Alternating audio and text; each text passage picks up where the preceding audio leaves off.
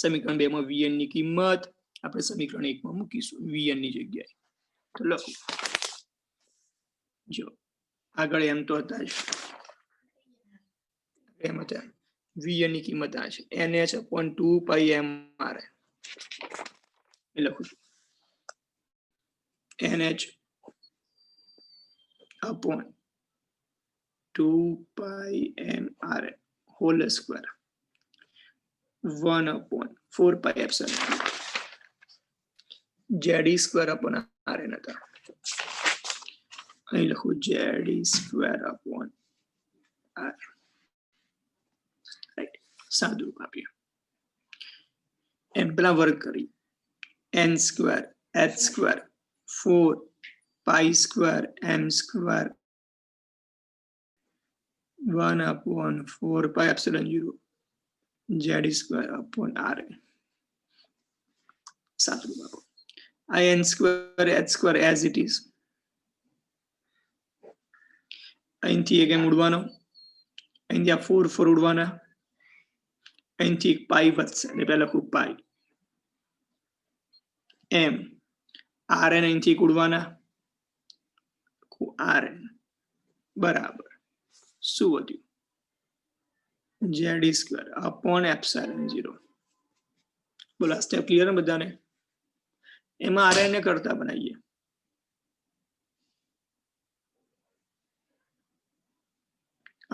RN ઉપર જાય ને એટલે epsilon 0 આમ જશે n square h square upon into epsilon 0 આ ZE square નીચે આવશે તો પેલું m લખું છું m pi ZE square તો ઇલેક્ટ્રોનની કક્ષીય ત્રિજ્યાનું આ સૂત્ર છે ઓકે ઇલેક્ટ્રોનની જે કક્ષીય ત્રિજ્યા છે એ કોના સમપ્રમાણમાં છે દેખો n સ્ક્વેર ના સમપ્રમાણમાં અને પરમાણુ ક્રમાંકના વ્યસ્ત પ્રમાણમાં બાકી n h તો ફિક્સ જ છે એપ્સિલોન 0 પણ ફિક્સ હશે ઇલેક્ટ્રોન દળ 9.1 × 10⁻31 એ પણ ફિક્સ છે પાઈની કિંમત 3.14 અને વીજભાર 1.6 × 10⁻19 હવે જેમ જેમ z વધતો જાય એમ કક્ષીય ત્રિજ્યા ઘટતી જાય ઓકે અને જેમ જેમ n વધતો જાય એમ ત્રિજ્યા પણ વધતી હાલો આગળ કક્ષામાં વધતી જાય આમાં તો ત્રિજ્યા વધતી જવાની ઓકે હવે ચેક હવે આપણે આમાં જોઈએ હાઇડ્રોજન માટે શું થાય સ્થિતિ તો હાઇડ્રોજન માટે આપણને ખબર એનો પરમાણુ ક્રમાંક 1 છે ઓકે અને હું n બરાબર પણ 1 લઉં ઓકે પ્રથમ કક્ષા માટે તો અહીંયા 1 મૂકો એટલે r1 થાય અહીંયા 1 મૂકીએ તો આપણને શું મળે h square epsilon 0 m pi e square મળે ઓકે આ જે પ્રથમ કક્ષા મળી એને a0 વડે પણ બતાવવામાં આવે છે બટ આ a0 ને શું કહે છે બોહરની ત્રિજ્યા કહે છે તો યાદ રાખજો સિમ્બોલ બોહરની ત્રિજ્યાને શાના વડે બતાવાય a0 વડે હવે a0 નું મૂલ્ય કેટલું h ની કિંમત બોલીએ 6.625 × 10⁻34 સ્ક્વેર કરો એપ્સિલોન 0 ની કિંમત 8.85 × 10⁻12 ભાગ્યા m ની કિંમત 9.1 × 10⁻31 પાઈ ની કિંમત 3.14 અને e ની કિંમત 1.6 × 10⁻19 નો હોલ સ્ક્વેર તમે આનું સાદુરૂપ આપજો એટલે જવાબ આવશે 5.29 × 10⁻11 આવશે તો આપણે એને થોડુંક નવું એક સ્ટેપ લખીએ આપણે એક પોઈન્ટ બીજો કાપીએ 0.529 લખીએ તો 10⁻10 થાય અને 10⁻10 ને આપણે શું કહીશું એંગસ્ટ્રોમ આ 3 આપી દો એને 10⁻10 ને આપણે એંગસ્ટ્રોમ કહીએ તો સાંભળજો તો બોહરની ત્રિજ્યા એટલે હાઇડ્રોજનની પહેલી કક્ષા પહેલા ક્વોન્ટમ નંબર માટેની કક્ષાનું ત્રિજ્યા એટલે 0.53 એંગસ્ટ્રોમ છે ઓકે યાદ રહી ગયું હવે સાંભળજો આપણી પાસે આ સૂત્ર હતું Rn નું તો હાઇડ્રોજન માટે rn બરાબર લખું સૂત્ર જો n square h square epsilon 0 m પાઈ z સ્ક્વેર હતું પણ હાઇડ્રોજન માટે z બરાબર 1 તો n square h square epsilon 0 m પાઈ e સ્ક્વેર થાય ઓકે હવે જે અમે કિંમત મૂકી h સ્ક્વેર એપ્સિલોન 0 m પાઈ e સ્ક્વેર એની બરાબર તો શું નામ હતું a0 તો rm બરાબર n સ્ક્વેર અહીંયા શું લખાય a0 લખાય તો હાઇડ્રોજન માટે પ્રથમ કક્ષાની ત્રિજ્યા અને nમી કક્ષાની ત્રિજ્યા વચ્ચેનો આ સંબંધ છે હાઇડ્રોજન માટે પ્રથમ કક્ષાની ત્રિજ્યા છે અને nમી કક્ષાની ત્રિજ્યા તો આ nમી કક્ષાની ત્રિજ્યા અને આ પ્રથમ કક્ષાની ત્રિજ્યા વચ્ચે આ શું છે સંબંધ છે યાદ રાખવાનું सम्स માટે વેરી ઇમ્પોર્ટન્ટ બોલો આખી થિયરી આવડી ગઈ આ થિયરી બોર્ડ માટે આ વખતે આખો મિચિંગ કરી દેજો આ અને આના પછી હતા ચલાવશે બે થિયરી બરાબર ઇનફાઇનાઇટ સુધી કરી દેજો એટલે કહી દઉં ફાઇનલ ઓકે સિક્કો વાગી ગયો છે એટલે ક્લિયર ને રેડી એટલે સમજણ આવડી ગઈ આખી થિયરી બધાને કોઈને ડાઉટ છે બોલો કોઈને ડાઉટ છે થિયરીમાં નથી एकदम क्लियर ने એટલે મેસેજ ઓછા કરો યાર શું યાર થાકી ગયા છો યાર તમે મેસેજ કરતા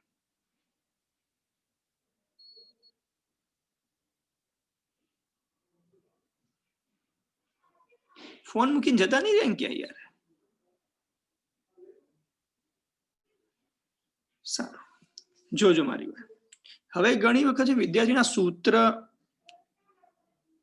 પેપરમાં ભૂલી બી જાય છે ઓકે ભૂલ શું થાય ખબર છે કે સ્ક્વેર ક્યાં હતું ઓકે એવું ઘણી વખત ભૂલી જાય તો સાંભળજો યાદ રાખવાની ટ્રીક આપું સૂત્રને યાદ રાખવાની ઓકે હું સૂત્ર લખું છું ખાલી પહેલા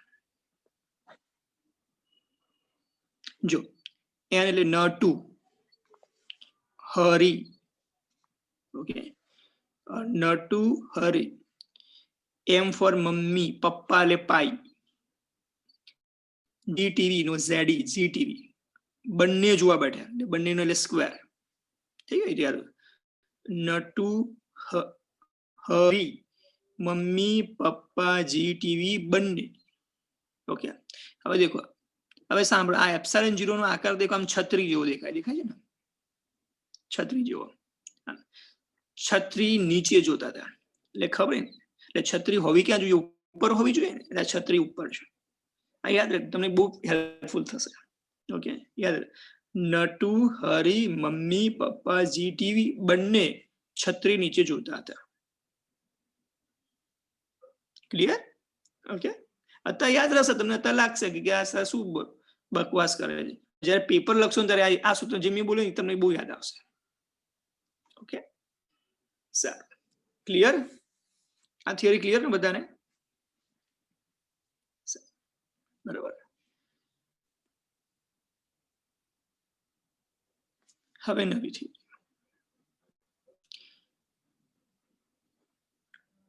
પરમાણુમાંના ઇલેક્ટ્રોન માટે કુલ ઉર્જાનું સૂત્ર હતા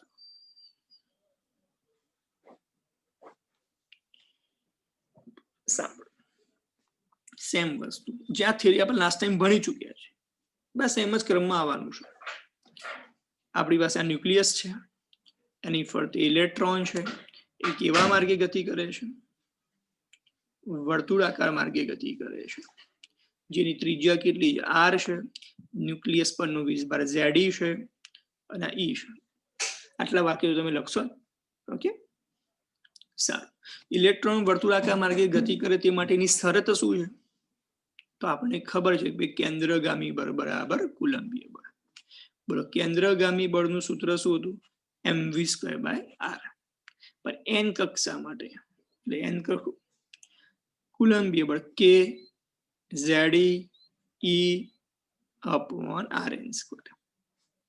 સારું, mvn² rn અહીંથી ઉડશે, k ની જગ્યા શું લખું 1/4πε0 z² rn. બંને બાજુ 1/2 વડે આપણે ગુણીએ, 1/2 વડે તમે ગુણો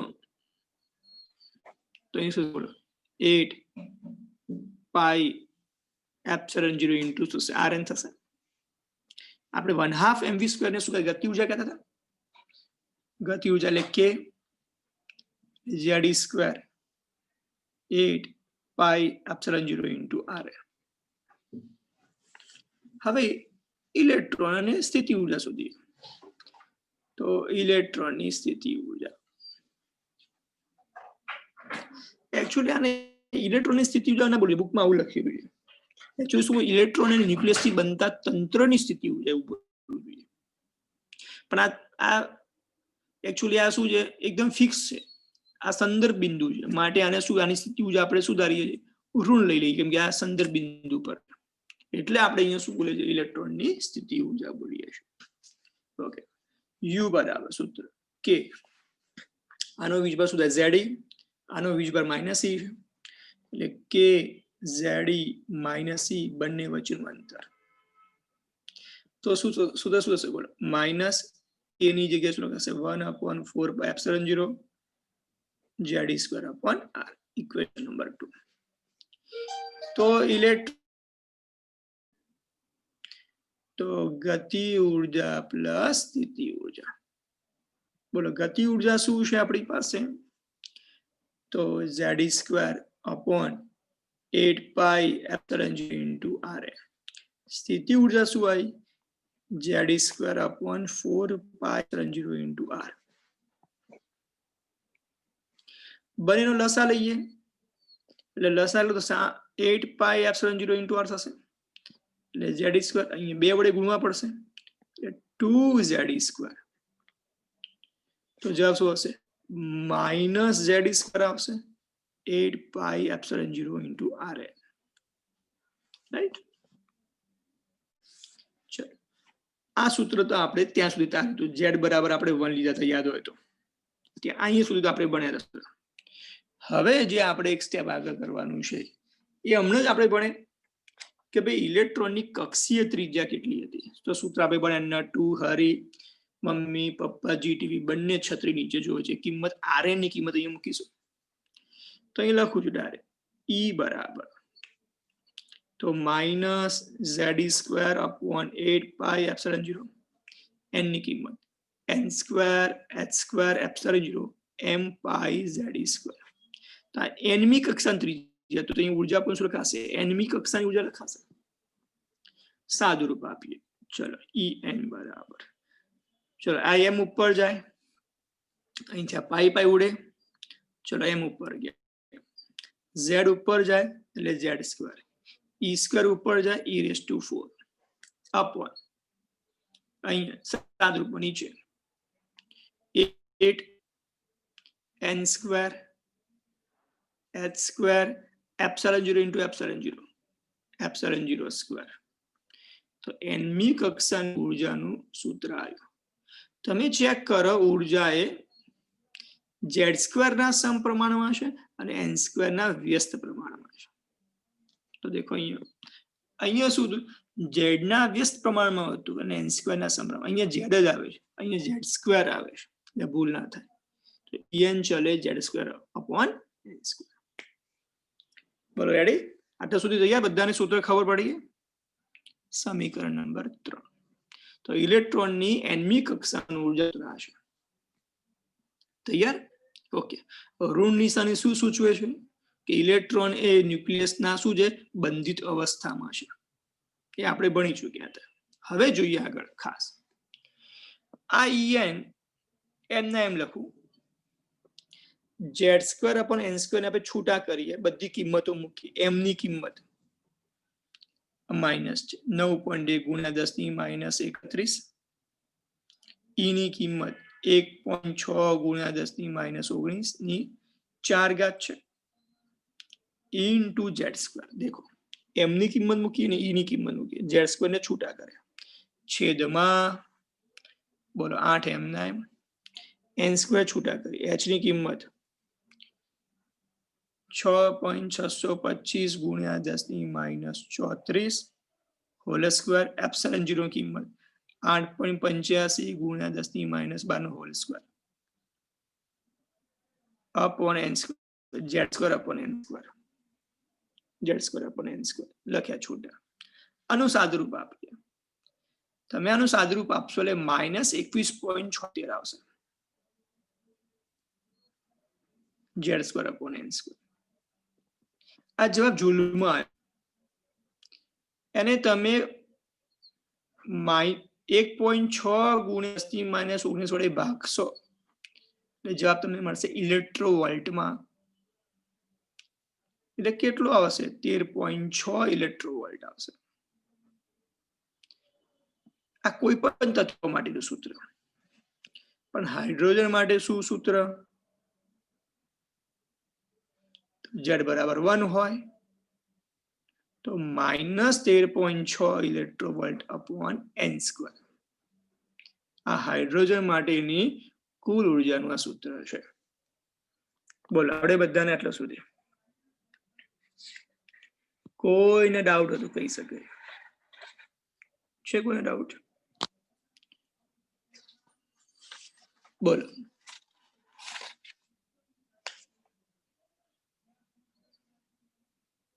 બધાને ક્લિયર હા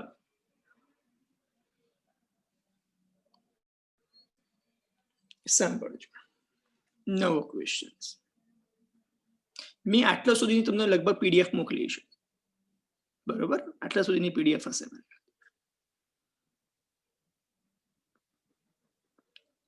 તો હાઇડ્રોજન પરમાણુ માટે ઇલેક્ટ્રોનની ઉર્જાનું સૂત્ર લખી ઉર્જા સ્તરોની સમજૂતી આપો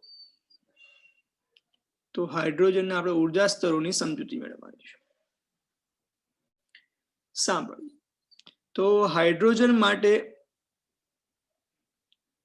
તો હાઇડ્રોજન પરમાણુ માટે આપણે ઇલેક્ટ્રોનની ઉર્જા શું છે -13.6 ઇલેક્ટ્રોવોલ્ટ ભાગ્યા n સ્ક્વેર આય આપણે ઓકે હવે સમીકરણમાં આપણે n ની કિંમત જુદી જુદી પસંદ કરીએ એટલે જુદા જુદા ક્વોન્ટમ અંક આપણે જુદા જુદા લઈએ તો જુદી જુદી કક્ષાઓમાં ઇલેક્ટ્રોનની ઉર્જા પણ કેવી હશે જુદી જુદી હશે રાઈટ હવે આ ઉર્જા સ્તરો જે બતાવીશું આપણે આના કે પહેલા ક્વોન્ટમ નંબર માટે ઉર્જા સ્તર બીજા ક્વોન્ટમ નંબર માટે ઉર્જા સ્તરો એ ઉર્જા સ્તરોની ઊભી અક્ષ પર આડી રેખા વડે દર્શાવવામાં આવે છે અહીં ઊભી અક્ષ પર આડી રેખા હવે જોઈએ આપણે કઈ રીતે તો પહેલી શોધીએ આપણે n બરાબર 1 લઈએ તો આપણને ઉર્જા શું મળે E1 મળે 13.6 ઇલેક્ટ્રોવોલ્ટ 1 નો સ્ક્વેર થાય E1 લખાશે તો જવાબ શું આવશે બોલો 13.6 ઇલેક્ટ્રોવોલ્ટ તો આ ધરા અવસ્થા થઈ તો n બરાબર 1 માટે n બરાબર 1 માટે ઉર્જા 13.6 ઇલેક્ટ્રોવોલ્ટ ઓકે હવે n બરાબર 2 માટે તો -13.6 2 નો સ્ક્વેર તો 2 નો સ્ક્વેર 4 થાય 13.6 ભાગ્યા 4 એટલે -3.40 અથવા 41 કોક ના આવતું હશે અથવા 39 આવશે 3.39 ઓકે તો n બરાબર આ બે માટે 3.40 ઇલેક્ટ્રોવોલ્ટ આપણે n બરાબર 3 લઈએ એટલે 3 નો સ્ક્વેર થાય એટલે 9 થાય તો આ બેનો ભાગાકાર કરો એટલે 1.51 આવશે એટલે n બરાબર 3 માટે 1.51 n બરાબર 4 લઈએ જે 16 થાય તો 13.6 ભાગ્યા 100 એટલે 0.85 આવે. n બરાબર આ ચાર મૂલ્યો તો બધા યાદ રાખવાના છે, મોઢે કરી જ દેવાના. 13.6, 3.40, 1.51 અને 0.85. બરાબર. હવે n બરાબર ઇન્ફાઇનાઇટ લઈએ તો શું થાય? તો ઇન્ફાઇનાઇટ 13.6 ઇન્ફાઇનાઇટ નો સ્ક્વેર છેદમાં ઇન્ફાઇનાઇટ એટલે જવાબ શું થાય? 0 થાય. તો અનંતે ઊર્જા કેટલી હશે? 0. ઓકે, હું તમને આકૃતિ બી ચોપડીને બતાવું. જો તમે દેખો આ n બરાબર 1 માટે, n બરાબર 2 માટે, n બરાબર 3, 4. તમે જેમ જેમ ઉપર જેમ એમ આ ઉર્જા સ્તરો ગીચ બનતા જાય, દેખાય છે? ગીચ બનતા જાય છે. આ વચ્ચે ગેપ મોટો છે.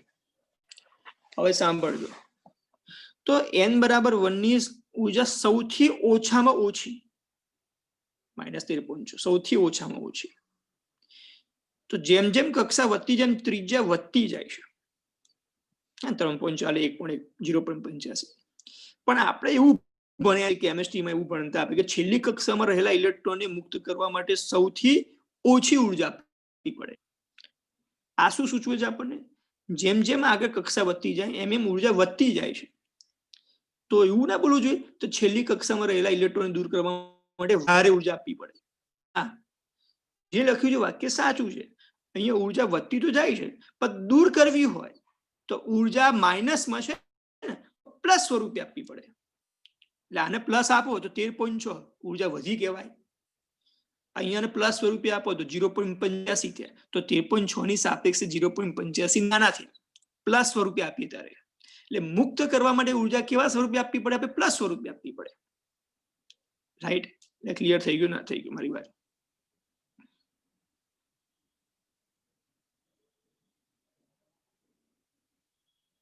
એટલે ક્લિયર બધાને? તો n બરાબર 1 માં જે ઉર્જા છે સૌથી લઘુત્તમ ઉર્જા, ઓછામાં ઓછી ઉર્જા, જેમ જેમ આગળ વધતા જઈએ આપણે આગળ વધતા જઈએ એમ એમ ઉર્જા વધતી જાય છે. બરાબર? હવે સાંભળો, આ બીજો, આ ત્રીજો, આ જે ચોથો છે, બીજો, ત્રીજો, ચોથો. ઓકે, આ n બરાબર 2 ને પ્રથમ ઉત્તેજિત અવસ્થા કહેવાય. n બરાબર 2 ને, m બરાબર 1 ને તો ધરાવસ્થા કહેવાય. m બરાબર 2 ને શું કહેવાય? પ્રથમ ઉત્તેજિત અવસ્થા. હવે ઉત્તેજિત કેમ કહે છે એના પછી થિયરીમાં આવશે કહીશ, તો યાદ રાખો. n બરાબર 3 ને શું કહેવાય? દ્વિતીય ઉત્તેજિત અવસ્થા. એટલે એક ઓછું બોલવાનું.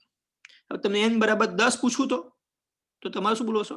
9મી ઉત્તેજિત અવસ્થા બોલશો. 25 પૂછું તો 24મી ઉત્તેજિત અવસ્થા. રાઈટ? હવે જો જેમ જેમ આ કક્ષા વધતી જાય, હવે આ બે વચ્ચે ઉર્જાનો તફાવત કરો તો 13.6 માંથી 3.40 બાદ કરો, પછી 3.40 1.51 બાદ કરો, 1.51 થી 0.25 બાદ. તો જેમ જેમ n વધતા જશે એમ વચ્ચેનો તફાવત ઘટતો જશે. અને આ વચ્ચે આમાં તફાવત વધારે છે, આ બે વચ્ચે તફાવત ઘટે છે, આ બે વચ્ચેનો તફાવત હજુ ઘટે છે. તો જેમ જેમ n વધતો જશે એમ એમ ઉર્જાનો તફાવત ઘટતો જશે. બોલો, આવડી ગયું આખું બધાને?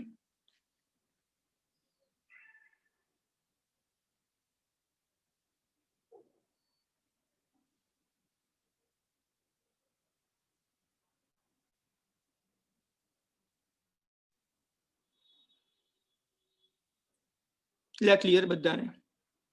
તો હાઇડ્રોજન પરમાણુમાં જે ઇલેક્ટ્રોન હતો, ઓકે, પ્રથમ ઇલેક્ટ્રોન જેને બોહરની કક્ષાને આપી ગયા હતા, તો એ બધા ઉર્જા કક્ષામાં જેટલા બી ઇલેક્ટ્રોન હશે એની ઉર્જા કેટલી હશે?